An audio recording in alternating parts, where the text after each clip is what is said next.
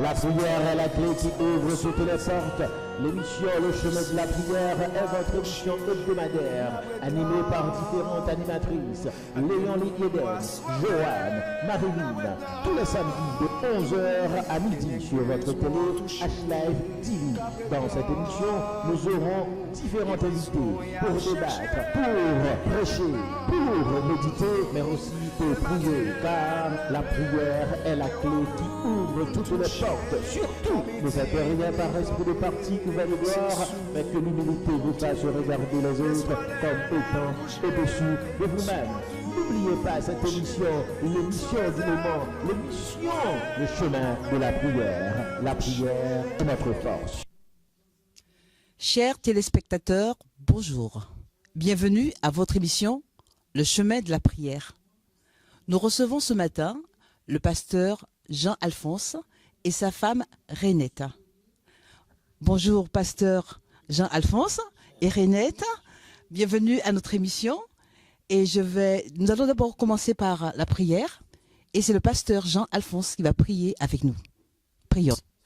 Bonjour chers téléspectateurs, je suis content de participer aujourd'hui à cette émission et je suis accompagné de ma femme Renette Paul. Tout d'abord je me présente, je suis pasteur Jean-Alphonse, je persévère à l'église Assemblée du Saint-Esprit qui se situe au 5 rue Griset, 93 800 Épinay-sur-Seine, dirigé par le pasteur Laureston Haussmann et le pasteur Hermosa Lenol. Donc je suis là pour participer à cette émission afin de pouvoir vous présenter ce sujet de la prière. D'abord, qu'est-ce que c'est la prière? Maintenant, prions pour pouvoir présenter cette émission. Notre Père céleste en Jésus-Christ, nous te remercions infiniment pour la grâce que tu nous accordes d'être ici, Seigneur, en ce lieu, pour parler de ta part. Nous sommes venus, Seigneur Dieu, pour qu'ensemble nous puissions parler de la prière et de savoir, Seigneur Dieu, qu'est-ce que c'est la prière. Nous savons que, Seigneur Dieu, tu es celui qui est capable de nous enseigner. Nous t'invitons, Seigneur Dieu, à prendre toute la place, Seigneur, parce que sans toi, nous ne pouvons rien faire. Nous bénissons ton nom parce que tu es notre Dieu et notre Seigneur. Nous te demandons de nous donner l'esprit de discernement et de compréhension afin que tout se passe, Seigneur Jésus, pour la gloire de ton nom. Et que ce moment soit un moment d'édification pour ceux qui nous écoutent ce matin. C'est la grâce que nous te demandons, non parce que nous avons le mérite. Nous te prions au nom de ton Fils Jésus-Christ. À lui seul soit la gloire, la puissance et l'honneur au siècle des siècles. Amen. Merci pasteur Jean pour ce moment de prière. Je vais te poser une question. Comment tu as eu l'appel pour devenir pasteur? Parce que ce n'est pas évident. Effectivement, je suis devenu pasteur, comme vous m'avez posé la question. Depuis tout petit, je suis fils d'un pasteur, mon père Alfred, et j'ai grandi dans l'église. Et au fur et à mesure, donc j'ai travaillé avec les enfants comme moniteur. Et ensuite, à Port-au-Prince, j'ai participé dans une église et le pasteur m'a aidé beaucoup et m'a envoyé dans des études bibliques. Et après cela, donc, il a jugé nécessaire de me consacrer comme pasteur après lui pour le travail de notre Seigneur Jésus-Christ.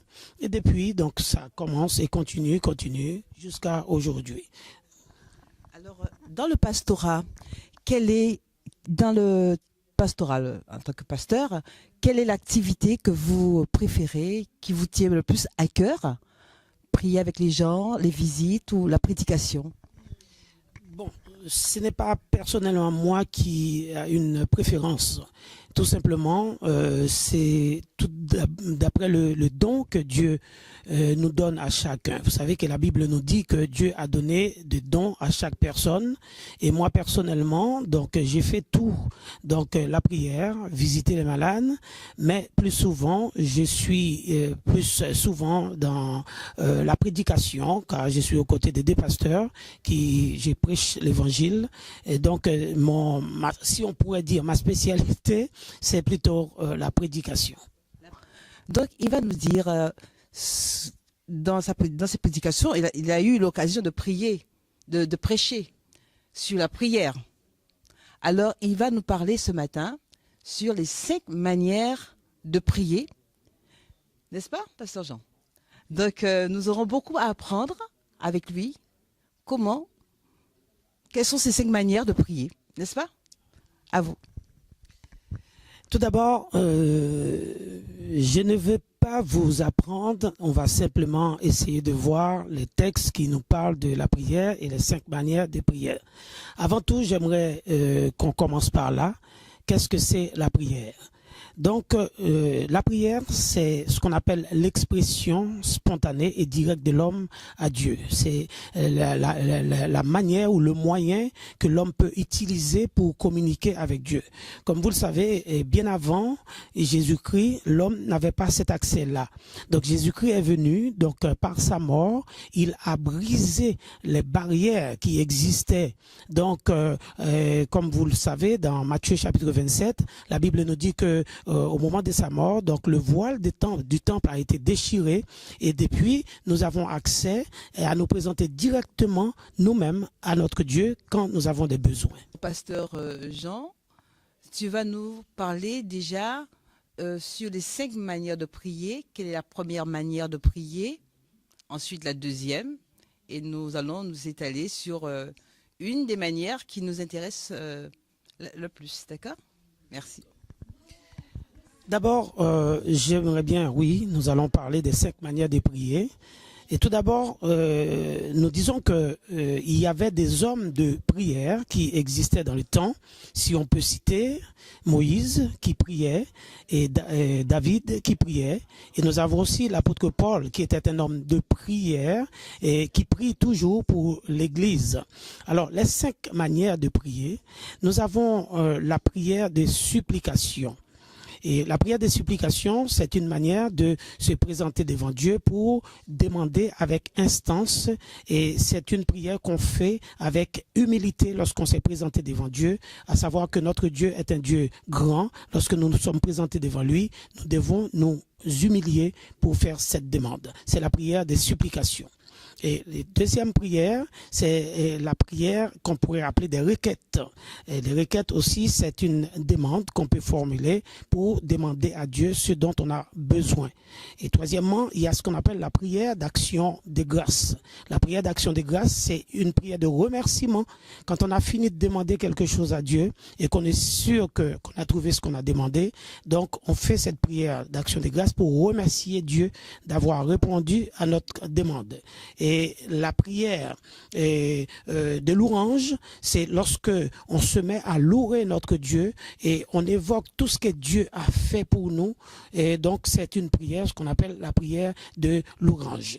Et prière d'adoration, c'est lorsque on prie Dieu avec humilité, on se plie devant Dieu, surtout on se met à genoux pour prier notre Seigneur. Donc, ce sont les 5 manières de prière.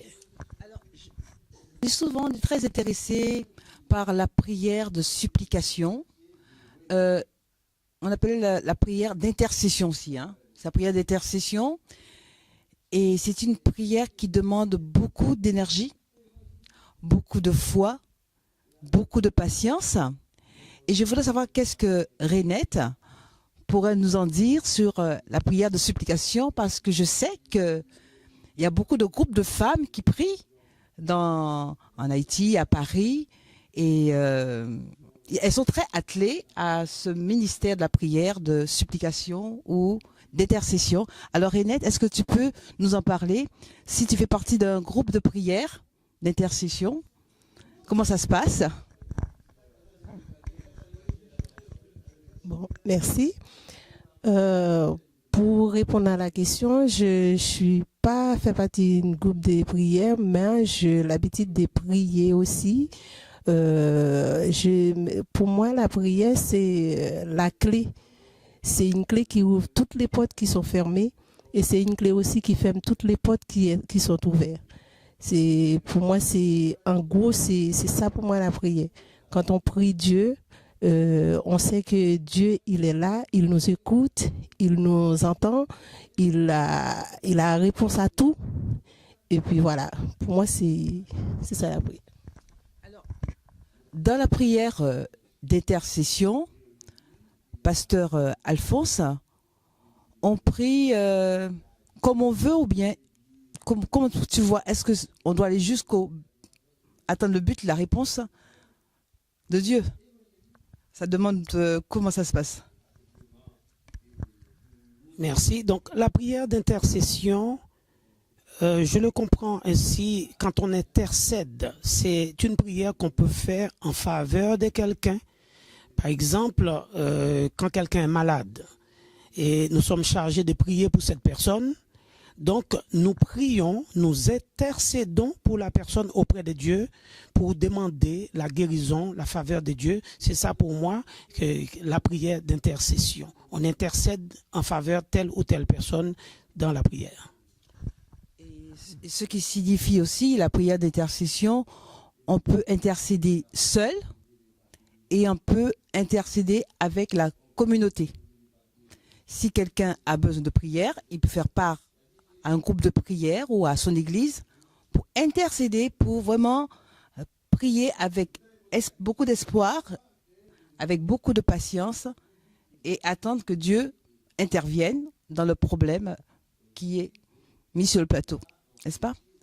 Alors, pasteur Alphonse, Jean, vous allez parler, il y a un moment, des grands hommes de prière. Est-ce que vous pourriez vous étendre sur la question des grands hommes de prière de la Bible?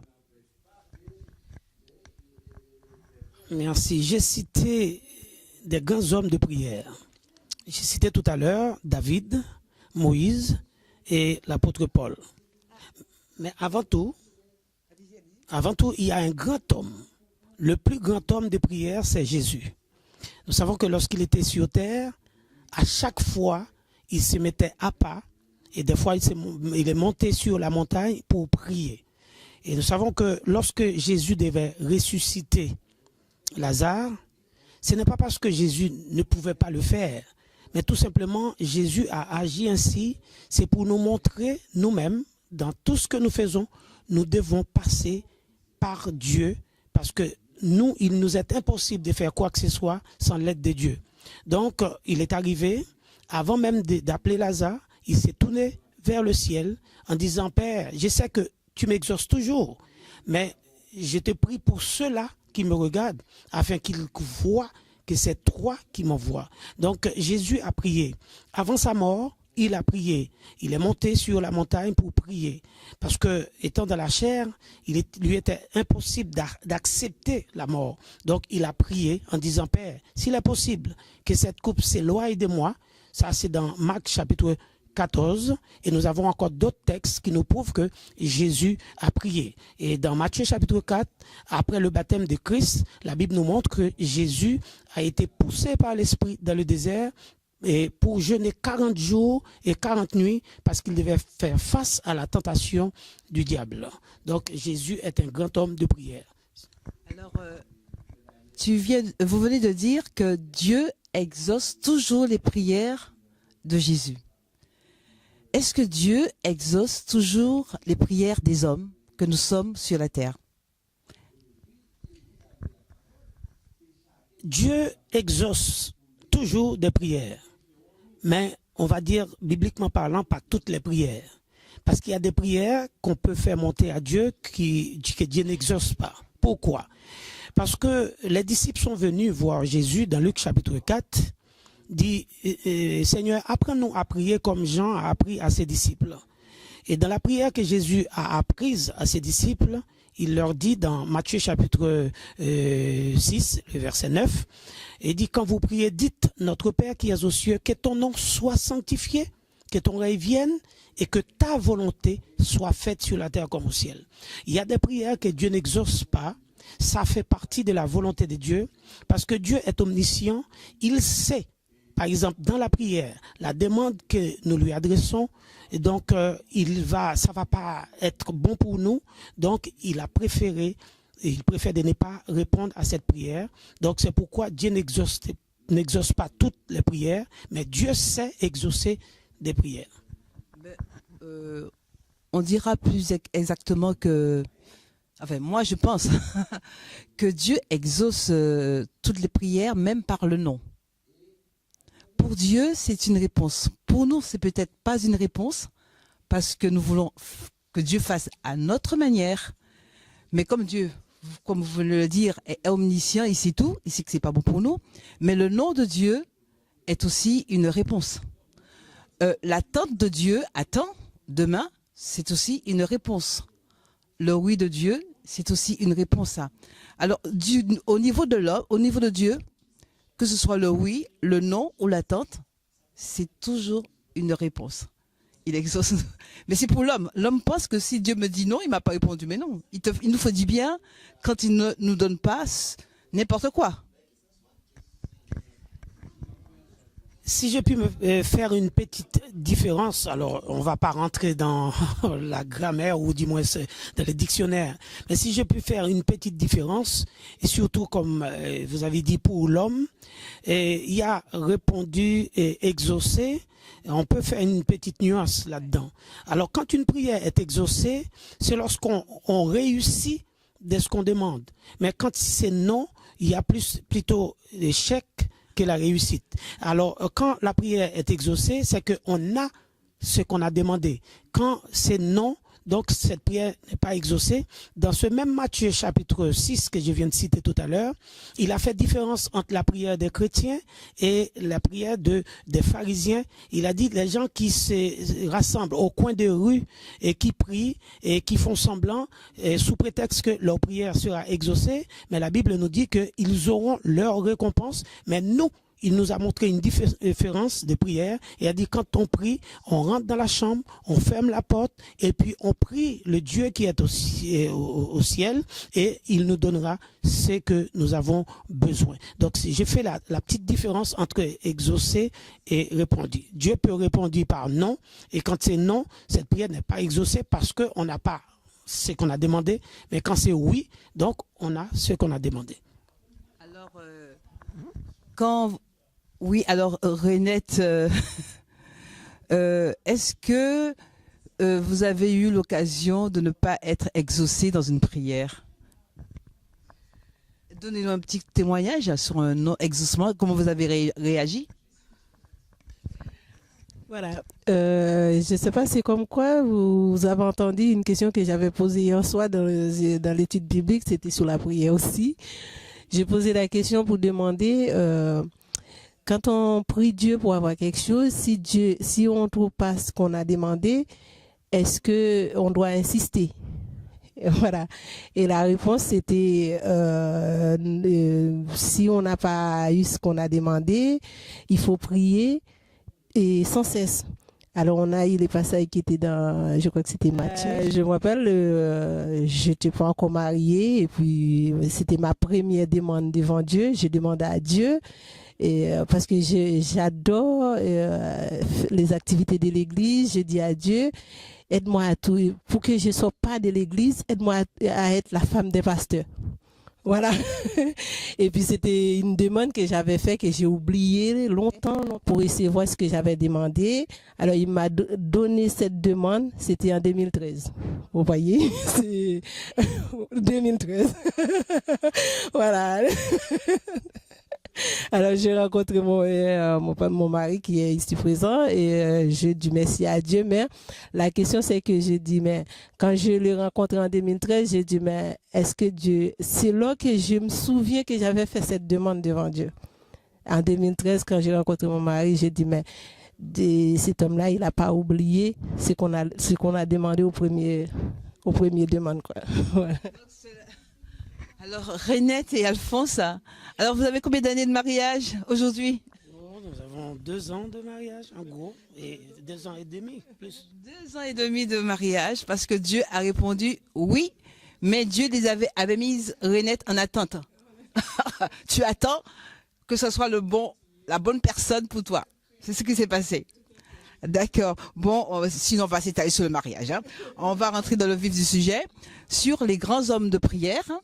Hein. Les grands hommes de prière, tu nous as parlé évidemment de Jésus. Hein. C'est lui qui nous a appris à prier. Il nous a fait entrer dans sa prière personnelle, dans le Notre Père. Hein. Et j'aimerais que tu nous parles de Moïse, sur cet homme qui était un prince égyptien. Comment a-t-il appris à prier? D'accord, Moïse a appris à prier. Déjà, si on rentre dans l'histoire de Moïse, comme vous dites que Moïse est un prince égyptien. Mais il ne faut pas oublier que Moïse n'était pas égyptien. Moïse est né en Égypte de la famille hébreu. Et on a compris tout le chemin par lequel que Dieu a passé pour que Moïse soit devenu un homme de prière. Donc, après 40 ans, donc Moïse était dans son confort en Égypte. Mais ce n'est pas pour cela que Dieu avait destiné Moïse. Et il a fait en sorte qu'un problème s'est levé, comme vous connaissez peut-être l'histoire.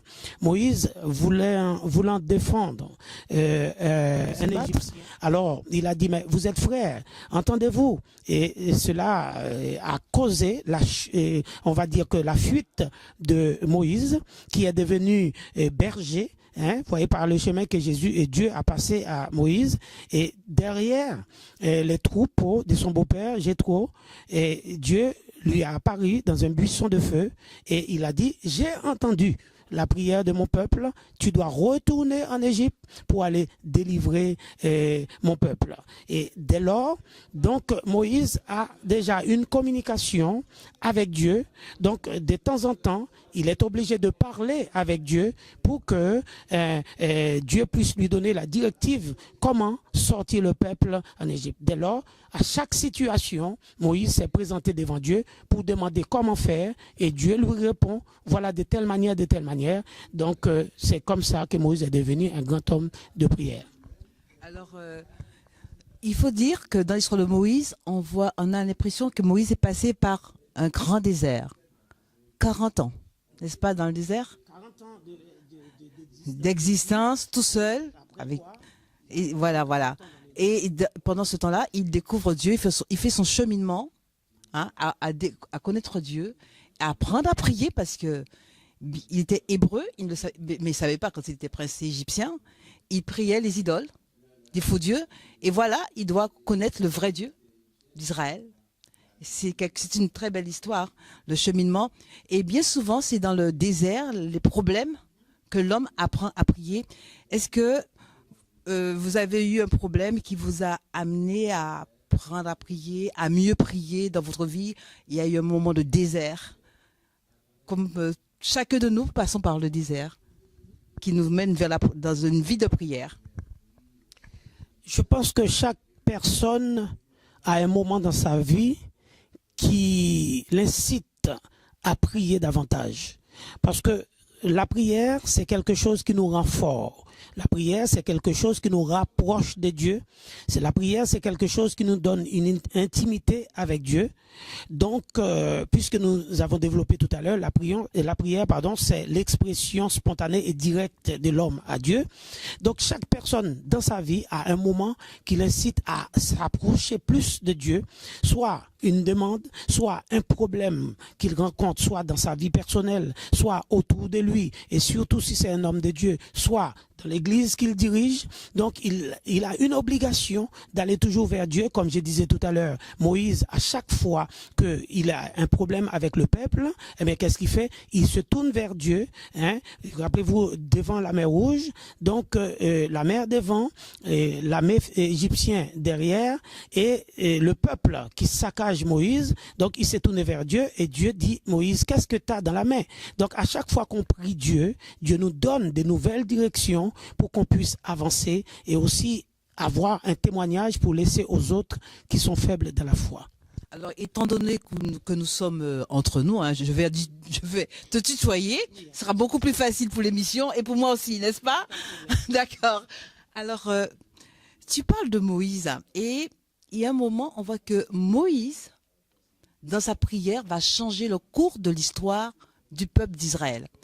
Est-ce que tu peux nous parler de ce moment vraiment très, très important pour le peuple d'Israël? Comment Moïse a changé le cours de l'histoire? Oui, Moïse a changé le cours de l'histoire, mais on va dire qu'avec l'aide de Dieu. Comme je disais tout à l'heure, nul homme ne peut rien faire sans Dieu. C'est très bien ce que tu dis là, mais là tu dis avec l'aide de Dieu. Mais qui est-ce qui a incité Dieu? Qu'est-ce qui s'est passé? Alors, il y a vraiment quelque chose de très formidable qui s'est passé entre Moïse et Dieu. Est-ce que dans ta mémoire, tu peux faire venir ce moment de prière de Moïse? Qui a fait changer entre Dieu et Moïse? Qui a forcé la main? Bon. Premièrement, je dis que Dieu a fait un pas en avant parce que d'abord, il a appelé Moïse. Et quand nous regardons les livres des Exodes, nous voyons que Dieu a insisté pour que Moïse aille. Moïse a trouvé tous les prétextes pour ne pas y aller. Premièrement, il a dit « Je suis un homme qui n'a pas de paroles faciles ». Dieu dit lorsque tu arrives là-bas, tu parleras à Aaron, ton frère, donc il parlera à ta place. Et arrivé à un moment, je pense que Dieu même a donné un titre assez honorable à Moïse en disant que Aaron, ton frère, prendra ta place et toi, tu prendras ma place. Donc, on voit que à chaque fois que Moïse intervient auprès de Pharaon, et Pharaon a résisté, Moïse s'est retourné vers Dieu et Dieu dit à Moïse, maintenant tu vas retourner et voilà, si Pharaon ne t'écoute pas, tu fais ci ou ça. Soit étendre le bâton, il va y avoir les 10 plaies d'Égypte comme vous connaissez, et ainsi de suite. Et au fil des temps, le cours de l'histoire commence à changer. On voit l'eau qui s'est changée en sang. Donc ça, c'est un changement du cours de l'histoire. On voit aussi les ténèbres qui ont couvert les Égyptiens, alors que pendant qu'il y a des ténèbres chez les Égyptiens et chez les Hébreux, il y avait de la lumière. Donc ça nous montre que Moïse et Dieu ont fait un travail de collaboration. Mais il faut savoir, dans ces deux personnes, il y en a un qui domine, c'est le Dieu. Parce que Moïse devrait à chaque fois tourner vers Dieu pour avoir l'approbation de Dieu et le conseil de Dieu. Donc ensemble, ils ont changé le cours de l'histoire jusqu'à ce que Pharaon a réalisé qu'il ne peut pas résister à Dieu, donc il a accepté que le peuple soit parti. Mais l'histoire la plus belle, c'est devant la mer Rouge, lorsque Dieu a fendu la mer, et les peuples hébreux ont passé à pied sec, et que la mer égyptienne vient pour rentrer à la poursuite des Hébreux, et la mer s'est rassemblée et engloutit tous ces Égyptiens. Alors, quand je te parle que Moïse a changé le cours de l'histoire, je pense à une partie où Moïse est descendu avec les tables de la loi et le peuple adorait les faux dieux. Et qu'est-ce que Dieu avait décidé? Ah, c'est là qu'il y a quelque chose qui se passe de très extraordinaire entre Dieu et Moïse, parce qu'il y a quelqu'un qui est très en colère. Et comme tu as parlé d'intercession, qui est-ce qui a fait changer le cours de l'histoire? Donc, les deux hommes étaient en colère. La première fois, on a vu Dieu qui était en colère. Parce que lorsque Dieu a vu le détournement, ou du moins que le peuple s'était détourné de lui, ils ont forcé Aaron, le frère de Moïse, à fabriquer un veau en or en disant que ce Moïse-là, qui nous a fait venir jusqu'ici, il est parti, nous ne savons pas où il est, et maintenant nous sommes sans amusement, et fais-nous un Dieu. Et s'il y a quelque chose que Dieu a en horreur, c'est ça. Rien ne peut remplacer Dieu, car il a dit, je suis Dieu, hein, et on ne doit pas adorer d'autres dieux à ma place. Et lorsque le peuple commençait à danser devant le veau en or, l'Éternel se mettait en colère en disant à Moïse, je vais détruire ce peuple et je vais refaire un autre peuple par toi.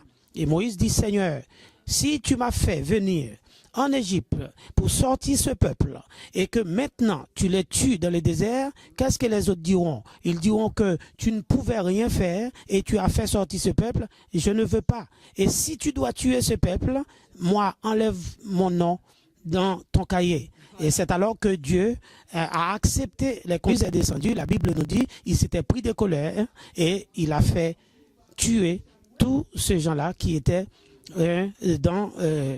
sous l'obédience des idoles. Oui, mais nous savons quand même, grâce à la prière, si Moïse s'était mis d'accord avec Dieu, le peuple aurait disparu. Oui. Avant. Voilà. L'intercession de Moïse a fait Dieu changer d'avis. Ce qui veut dire que dans notre monde aujourd'hui, est-ce que tu crois, par exemple pour Haïti, hein, qui est en plein problème d'élection, est-ce que tu crois si l'homme prie vraiment, l'homme peut changer le cours de l'histoire d'Haïti avec Dieu? C'est une très grande question, mais je vais vous dire que la Bible nous dit qu'il y a un temps pour chaque chose. Et les prophéties bibliques sont en cours et rien ne peut arrêter cela. La Bible dit que dans les derniers jours, des temps sera très difficile. Les hommes seront égoïstes dans 1 Timothée, fanfarons, ingrats, irreligieux, hein, toutes sortes de choses.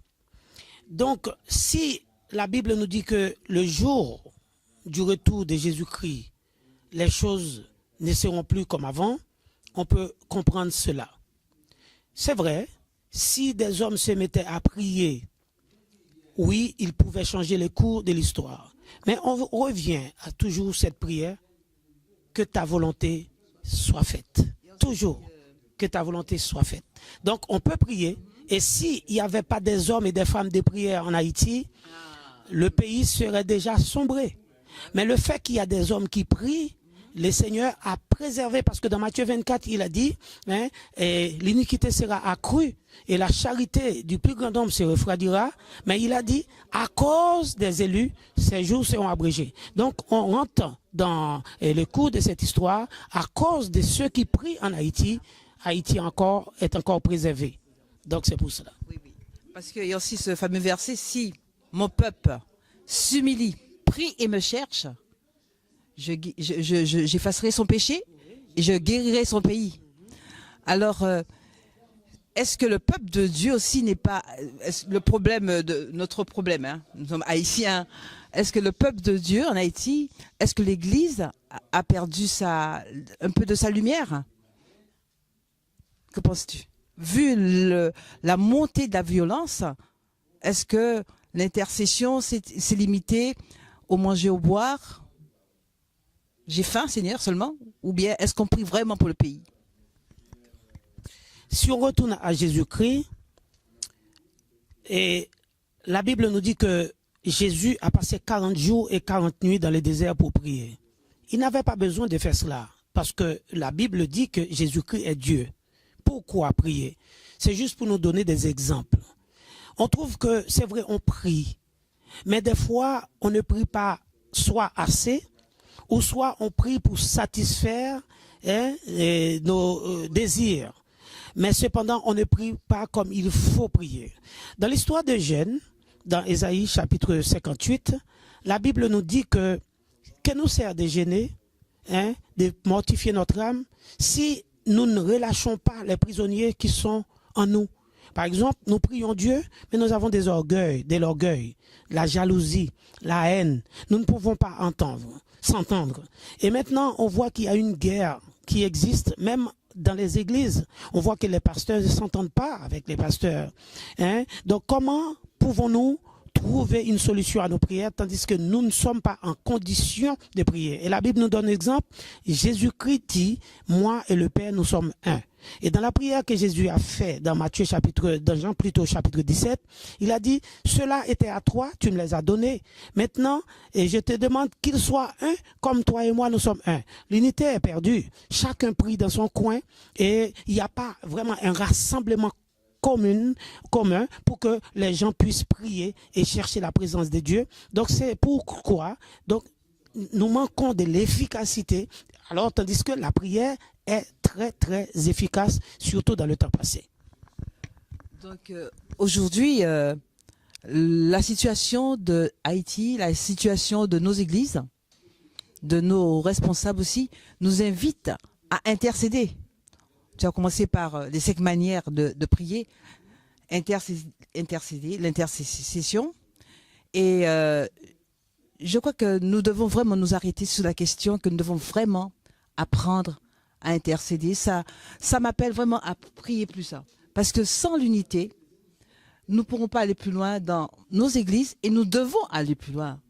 Même si on a les signes de la fin des temps, mais Dieu dit, j'abrégerai ce temps. Si, pour ceux qui... Je crois à travers l'interview d'aujourd'hui avec Jean-Alphonse, Dieu nous appelle vraiment à intercéder. Vous ne pensez pas?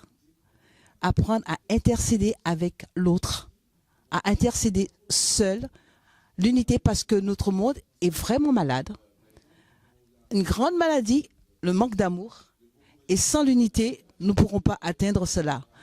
Et Jean-Alphonse nous a montré un peu le chemin à travers tous ces citations, ces grands hommes de prière. Hein. Et c'est vraiment très fort ce qu'il dit. Nous sommes malades. Donc l'intercession est incontournable, n'est-ce pas? On ne peut pas faire sans intercéder Dieu, prier avec instance, avec humilité. Alors qu'est-ce que tu pourrais ajouter pour ceux qui nous écoutent? Comment on pourrait les interpeller, Renette? Parce que nous les femmes, on a des choses à dire. On a des choses à dire parce que on fait la sauce à la maison, on est le soleil de la maison. Donc, appelle nos chers amis à intercéder ce matin. Comment intercéder? Comment tu vois ton cœur pour ton pays et pour ton église? Bon. Comment je vois mon cœur, comment il est pour mon pays et mon église? Je pense qu'on devrait faire comme Jésus a fait, à intercéder vraiment, à prier et puis à aider les autres à chercher. Parce que nous voyons que Dieu, il a l'amour, il a tellement d'amour pour nous, les femmes de l'église, les chrétiens de l'église, tous les gens qui acceptent Christ comme sauveur. Développer Dieu pour que Dieu puisse avoir pitié de nous. Donc, nous gardons à l'esprit que la prière reste la chaudière de l'Église. Et pourtant, nos églises sont souvent vides aux réunions de prière. Et comment aujourd'hui on pourrait ranimer nos réunions de prière pour qu'il y ait plus de croyants qui viennent prier Dieu pour intercéder, frère, pasteur? Oui, nous devons ranimer et essayer d'amplifier surtout nos réunions de prière, premièrement, et par des témoignages vivants. Parce que lorsqu'on prie et que Dieu fasse quelque chose pour nous, nous devons le dire, et afin que les autres puissent savoir que nous avons un Dieu qui est capable. Très souvent, les gens sont découragés parce qu'ils attendent très longtemps et ils n'ont pas la réponse à leur prière. Je tiens quand même à demander à chaque personne d'insister dans la prière. Parce que Paul nous dit, nous devons être joyeux dans l'espérance et patience dans l'affliction et persévérer dans la prière. Et nous avons l'histoire d'une femme et avec un juge unique. Et c'est une parabole que Jésus-Christ a donnée à ses disciples en disant que cette femme voulait avoir la justice. Et jusqu'à ce qu'un jour, le juge lui a dit, cette femme m'importune, je vais lui donner ce dont elle a besoin pour qu'elle puisse me laisser tranquille. Ça nous fait comprendre que ce que nous demandons à Dieu, nous ne sommes pas dignes de le recevoir, mais lorsque nous insistons dans la prière et ça va toucher le cœur de Dieu. Parce que le psaume 103 nous dit que Dieu est un Dieu compatissant, lent à la colère et riche en bonté, qui ne conteste pas sans cesse et garde sa colère à toujours, mais comme un père a compassion de ses enfants, Dieu a compassion aussi de ceux qui les créent. Nous devons avoir la crainte pour Dieu. Lorsque nous nous présentons devant Dieu, il faut se présenter avec crainte, respect, savoir que Dieu est notre Père et c'est lui qui est capable de tout faire. Et il faut savoir que la Bible nous dit, et Jésus a dit, si deux d'entre nous s'accordent pour demander quelque chose en mon nom, vous le recevez. Cela veut dire que lorsque nous nous intercédons, donc c'est tout ensemble, ou tous ensemble que nous devons intercéder sans aucun esprit de parti. Nous devons mettre tout notre cœur, nos pensées pour intercéder pour quelque chose dans un esprit de commun accord. C'est comme ça que nous pouvons obtenir ce dont nous avons besoin, car Christ nous a fait cette promesse de nous le donner si nous le faisons avec foi.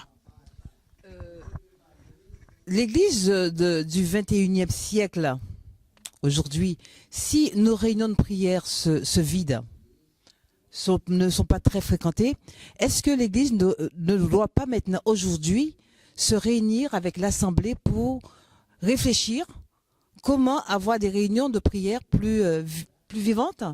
Ou bien est-ce qu'on peut créer des cellules de prière?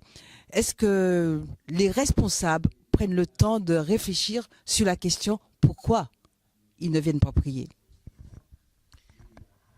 Oui, c'est une très belle initiative. Donc, c'est la responsabilité même des responsables de l'Église de créer des cellules de prière pour inciter les gens à prier. Parce que nous avons pour devoir d'aider les gens à avancer spirituellement. Nous pouvons comprendre que si l'Église se vide maintenant des personnes pour prier, ça fait partie de la prophétie que Jésus-Christ lui-même a dit dans Matthieu chapitre 24. Quand il a dit, le jour viendra où l'iniquité sera accrue et la charité du plus grand nombre se refroidira. Et nous voyons plus des systèmes mondains dans l'Église maintenant que les choses utiles pour la vie spirituelle des chrétiens. Toutes les choses qui sont dehors dans le monde sont entrées dans l'Église, mais il ne faut pas oublier, Matthieu 24 a dit cela, quand nous verrons la désolation prendre place dans l'Église et l'abomination prendre place dans l'Église, nous devons savoir que Christ est à la porte. Donc nous qui lisons, nous devons faire attention. Donc cela veut dire que le fait que l'Église se vide maintenant, ça nous rappelle que la prophétie de Christ est en cours. Donc les responsables de l'Église et quelques hommes de foi ont pour devoir de continuer à prier parce que c'est la prière qui peut tout faire. Alors, chers téléspectateurs, nous venons de dire que nos églises se vident au moment des réunions de prière. Si chaque personne priait chez lui, en famille, ce serait une réponse. Et si chaque église créait un groupe d'intercesseurs fidèles, ce serait aussi une réponse à notre attente. Parce qu'il y a des églises qui sont pleines et qui fonctionnent pendant leur réunion de prière.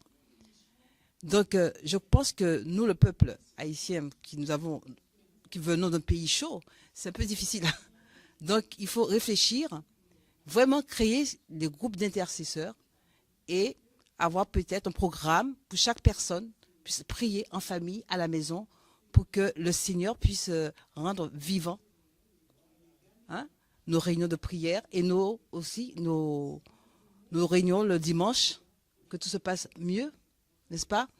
Alors, le culte de famille devient indispensable.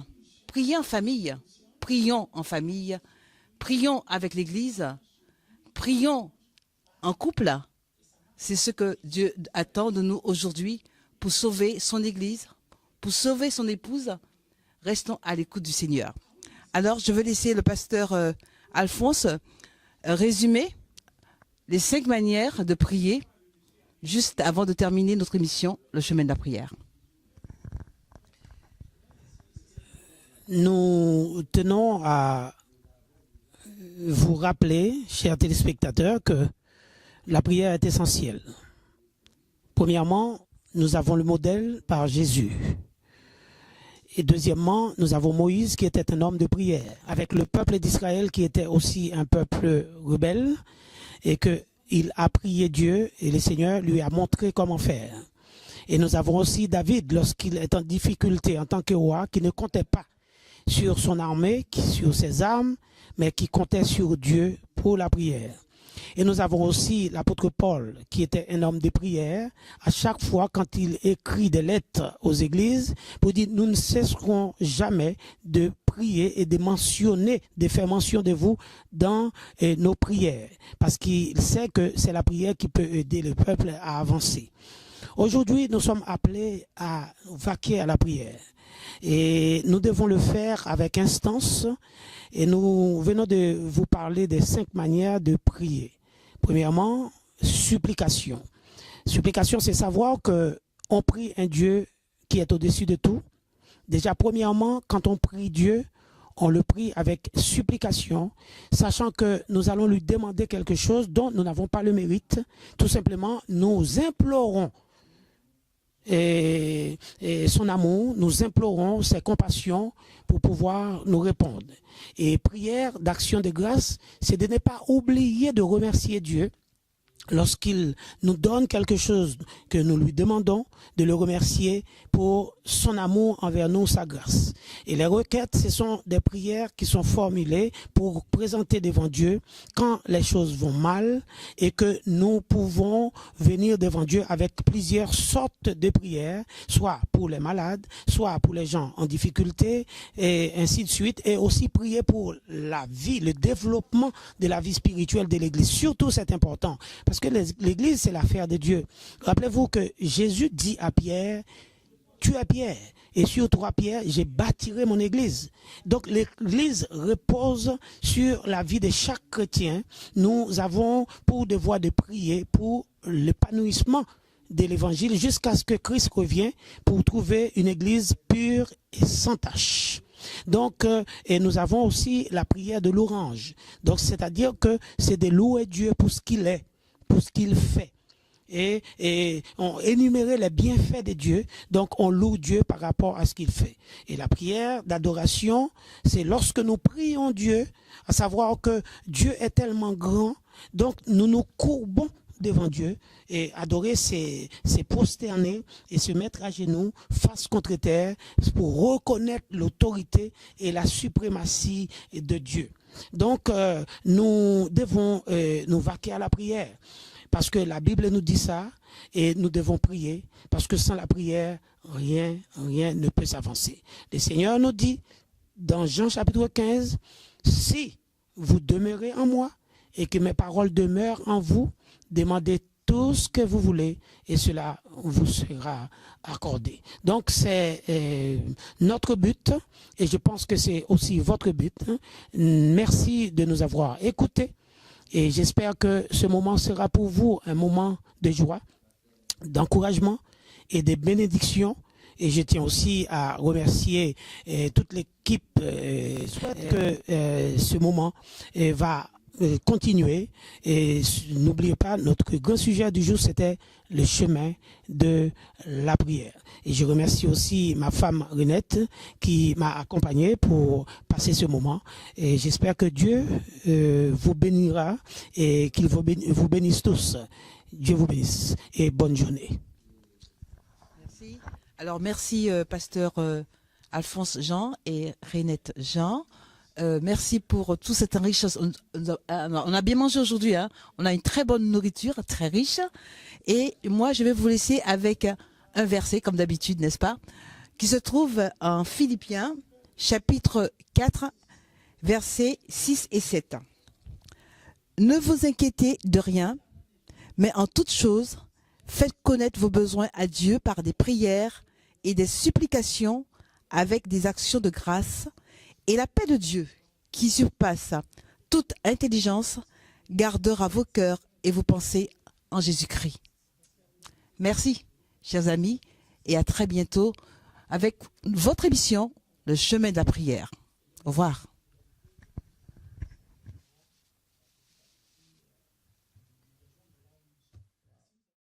Renette veut saluer ses enfants parce que ses enfants la regardent à la télé, hein, n'est-ce pas? Allez, Renette.